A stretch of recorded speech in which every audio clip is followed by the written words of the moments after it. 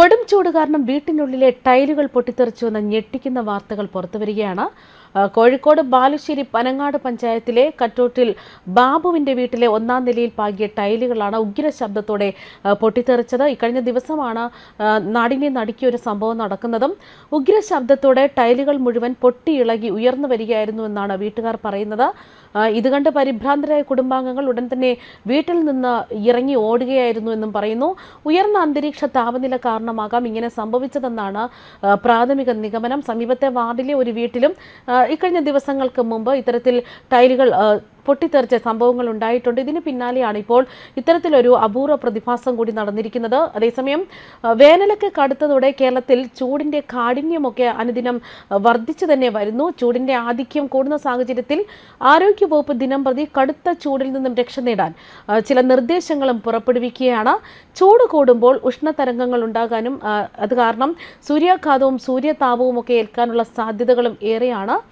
ഒരു പ്രദേശത്ത് കൂടിയ താപനില 40 ഡിഗ്രി സെൽഷ്യസിൽ നിന്ന് കൂടുകയോ അല്ലെങ്കിൽ ശരാശരി താപനിലയിൽ 5 ഡിഗ്രി സെൽഷ്യസ് വർധനവോ രേഖപ്പെടുത്തുന്ന സാഹചര്യം ഉഷ്ണതരംഗം കൊണ്ടാണ് സംഭവിക്കുന്നത്. കേരളത്തിലും 2012-ലും 2016-ലും ഇത്തരത്തിൽ ഉഷ്ണതരംഗം സംഭവിച്ചതായിട്ടാണ് കേന്ദ്ര കാലാവസ്ഥാ വകുപ്പും പറയുന്നത്. സംസ്ഥാനത്ത് കൊടും ചൂട് വർദ്ധിച്ച സാഹചര്യത്തിൽ ജില്ലകളിൽ യെല്ലോ അലർട്ട് പ്രഖ്യാപിച്ചിരിക്കുന്നു.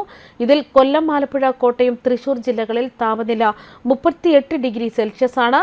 കൊടും ചൂടിന്റെ പശ്ചാത്തലത്തിൽ ലേബർ കമ്മീഷനും നിലവിൽ നിർദ്ദേശങ്ങൾ നൽകിയാണ്. വെയിലത്ത് ജോലി ചെയ്യുന്നവരുടെ ജോലി സമയത്തിലും ക്രമീകരണമുണ്ട്. രാവിലെ 7 മണി മുതൽ വൈകുന്നേരം 7 മണി വരെയുള്ള സമയത്ത് 8 മണിക്കൂറായി ജോലി സമയം നിജപ്പെടുത്തുകയാണ്. പകൽ സമയം ജോലി ചെയ്യുന്ന എല്ലാ തൊഴിലാളികളും ഉച്ചയ്ക്ക് 12 മുതൽ വൈകുന്നേരം 3 മണി വരെ വിശ്രമവേളയായിട്ടും ഷിഫ്റ്റ് വ്യവസ്ഥയിൽ ജോലി ചെയ്യുന്ന തൊഴിലാളികൾക്ക് ഷിഫ്റ്റുകൾ ഉച്ചയ്ക്ക് 12 മണിക്ക് അവസാനിക്കുന്ന തരത്തിലും വൈകുന്നേരം 3 മണിക്ക് ആരംഭിക്കുന്ന തരത്തിലുമായിരിക്കണം ക്രമീകരണം ഏർപ്പെടുത്തിയിരിക്കുന്നത്. അതുമാത്രമല്ല ധാരാളം വെള്ളം കുടിക്കുക. അതുമാത്രമല്ല രാവിലെയും ഉച്ചയ്ക്കുമൊക്കെ കുട്ടികളും ധാരാളമായി വെള്ളം കുടിക്കുക.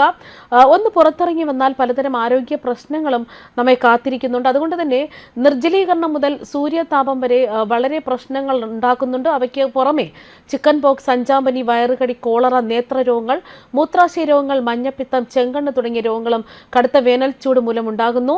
വേനലിലെ അമിത വിയർപ്പ് കാരണം ശരീരത്തിലെ ജലധാതു ലവണങ്ങൾ നഷ്ടപ്പെടുന്നതാണ് ഇവയിൽ പല അസുഖങ്ങൾക്കും കാരണമാകുന്നത്. ചൂടും പരിവേശവും ഒക്കെ അധികരിച്ചിരിക്കുന്ന ഈ വേനലിൽ ശ്രദ്ധിക്കേണ്ടിയിരിക്കുന്ന ചില കാര്യങ്ങളൊക്കെയുണ്ട്. അതിൽ ഒന്നാമതായി ശരീരത്തിന് താങ്ങാനാകാത്ത തരത്തിലുള്ള ചൂട് നേരിട്ട് ഏൽക്കാതിരിക്കാൻ ശ്രദ്ധിക്കുക. ഇത് സൂര്യാഘാതം അല്ലെങ്കിൽ സൂര്യതാപം എന്നിവയ്ക്ക് കാരണമാകാം. രാവിലെ 11 മണി മുതൽ ഉച്ച കഴിഞ്ഞ് 3 മണി വരെ വെയിൽ ഏൽക്കാതിരിക്കുക. ദേഹം പരമാവധി മൂടുന്ന അയഞ്ഞ വസ്ത്രങ്ങൾ ധരിക്കുക. കുട ചൂടുകയോ തുണി കൊണ്ട് തല മറയ്ക്കുകയോ ചെയ്യണം. തിളപ്പിച്ചാറ്റിയ വെള്ളം ധാരാളമായി കുടിക്കുക. വെയിൽ കടുക്കുന്ന സമയം പുറം ജോലികൾ ഒഴിവാക്കുക. ഇവയൊക്കെ ശ്രദ്ധിച്ചു കഴിഞ്ഞാൽ ഈ ചൂടിൽ നിന്നും ഒരു പരിധിവരെയൊക്കെ നമുക്ക് നമ്മുടെ ശരീരത്തെ നമുക്ക് രക്ഷിക്കാനാകും. ന്യൂസ് ഡെസ്ക് കർമ്മ ന്യൂസ്.